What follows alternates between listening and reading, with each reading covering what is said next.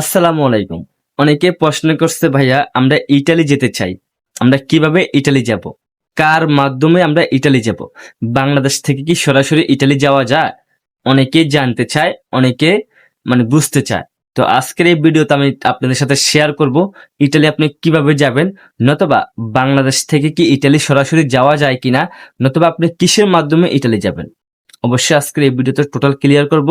ভিডিওটা বেশি লম্বা করব না, ভিডিওটা পুরোটা দেখবেন, অবশ্যই একটু হলেও উপকারে আসবে। যারা ইতালি যেতে চান আজকের এই ভিডিওটা তাদের জন্য।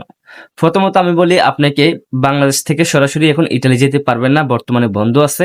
বাংলাদেশ থেকে সরাসরি এখন ইতালি যাওয়া যায় না। আপনাকে বিভিন্ন মাধ্যমে যেতে হবে, অনেক রাষ্ট্রে পাড়ি দিতে হবে, অনেক রাষ্ট্রে যাইতে হবে, তারপরে আপনি ইতালি ঢুকতে পারবেন। তো যারা ইতালি সত্যিকারে ইতালি যেতে চান তারা বড় বড় এজেন্সি আছে, ঢাকা শহর বড় বড় এজেন্সি আছে, ওইসব এজেন্সির সাথে কথা বলবেন, চুক্তি করবেন, টাকা লেনদেন করবেন, তাহলে আপনাকে অবশ্যই ইতালি তারা নেবে। তবে হ্যাঁ, ইতালি যেতে হলে নাকি অনেকে মারা যায়, অনেকে হারিয়ে যায়, অনেকে ডুবে যায়। হ্যাঁ, এটা সত্যি কথা। এটা ইতালি যাইতে হলে অনেকে মারা যায়, অনেকে হারিয়ে যায়, অনেকে ডুবে যায়, এটা সত্যি কথা। এখন আপনি নিজে রিস্ক নিজে নিয়ে যাবেন। যদি বাঁচতে পারেন তাহলে টাকাই দেখবেন শুধু। আর যদি মারা যান তো গেছে নেই, ওইখানে খেলা শেষ।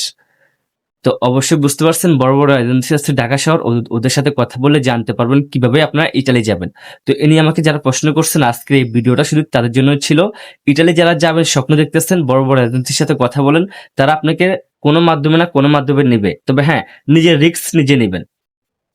বাঁচলে তো, যদি বেঁচে যান তো ভালো, আর মারা গেলে তো শেষ। তাই অবশ্যই যাওয়ার আগে 100 বার আপনি নিজেকে নিজে প্রশ্ন করবেন আপনি কি যাবেন নাকি যাবেন না।